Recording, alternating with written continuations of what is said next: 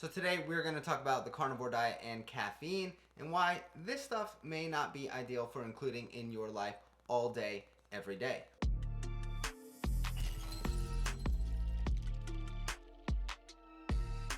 What's up everybody? Welcome back to the channel. If you're new here, my name is Jordan, and on my channel I discuss all things keto, carnivore, low carb, provide tips and tricks to help you get your health back on track, as well as sprinkle in some grocery hauls and full days of eating. So if you're new here, please consider subscribing down below. Let me say that I do consume coffee as well. I'm also aware of the potential negative effects that come from consuming caffeine.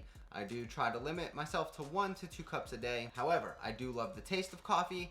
I am not immune to that rule. There are times where I come home from work and I still finish what's left in the pot at night. So I try to be mindful and make less and less as time goes on, so I consume less and less of it. If you're like me and you're a coffee connoisseur and a coffee lover, stick around because I'm going to provide some beneficial information and facts that I think you should know about before, again, consuming coffee all day long. Okay, item number 1 to consider when following a carnivore diet or anything of the like, a meat-based diet, is to know that obviously coffee is not carnivore. It does not come from an animal. It comes from a plant, so cannot be qualified as carnivore. Does that mean it's going to negatively affect your results? Probably not. The second thing you'll likely find when on a carnivore diet and deciding if you want or need coffee or not is that you have high amounts of natural energy, especially if you've been eating this way for a month or two to get adapted to it.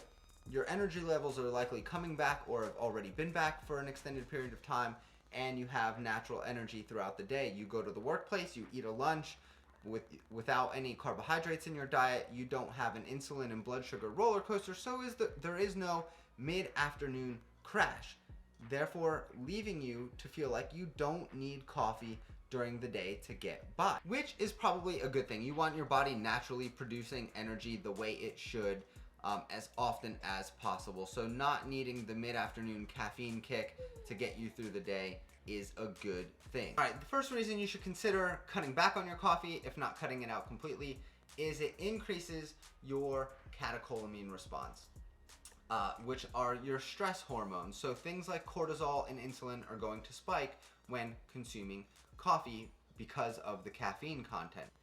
For anybody fighting something like insulin resistance or just trying to lose weight and lead an overall healthier lifestyle, we know that spiking insulin is not a good thing. And doing this multiple times throughout the day because of the catecholamines and the cortisol is probably not beneficial to you finding overall homeostasis and losing body weight. In the morning specifically, we go through something called the dawn phenomenon. As we get closer to waking up, our catecholamines naturally increase, the liver squeezes out glucose into the bloodstream, insulin rises, and blood pressure goes up to help your body get out of bed naturally and give you a burst of energy in the morning to start moving around and functioning naturally. So you likely don't need the coffee. What I would suggest doing in the morning is waiting 30 to 60 minutes at minimum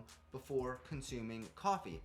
That way you give your body a chance to reach again a homeostasis before you're dumping in more caffeine, spiking cortisol and insulin even higher, and possibly raising blood sugar as well. Another potential issue with coffee is it is acidic. For those of you attempting and coming to the carnivore diet, to relieve digestive issues, acidic foods and things like coffee may be a problem for you.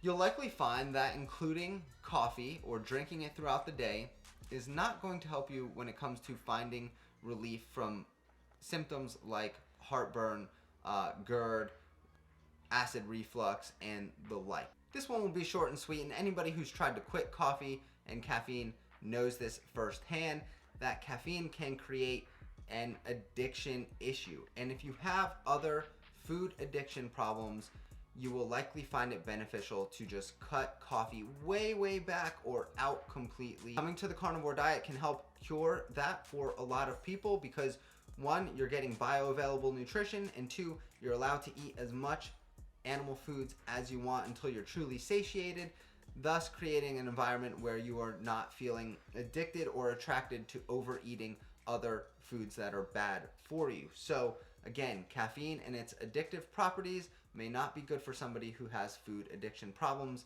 Another good reason to cut back. And the last thing to consider is the fact that a lot of the toxins there's a lot of toxins in coffee, and they are endogenous toxins, right? Already there, naturally produced by the plant as defense molecules, and they're what's called clastogenic because of their ability to break cell structure. I'm going to link this study down in the description so you can check it out for yourself. One of the molecules, caffeic acid, it's found to be clastogenic at 500 parts per million or under, according to this study, which is less than what's already produced naturally in roasted coffee. Chlorogenic acid is found to be clastogenic at 150 parts per million, which is 100 times less than what is naturally found in roasted coffee. And again, this is endogenously produced by the plant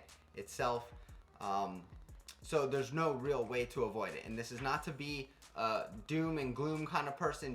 This is just to inform you as to what is in coffee endogenously and why I think it's a good idea to not sip on it all day, every day. And because of those two things, and in the caffeic acid and the chlorogenic acid, coffee is classified as a genotoxin to mammalian cells, or at least by this study, it is classified as a genotoxin because of its ability, again, to break chromosomes and potentially mutate cells that come in contact with it in mammals, which is what humans are.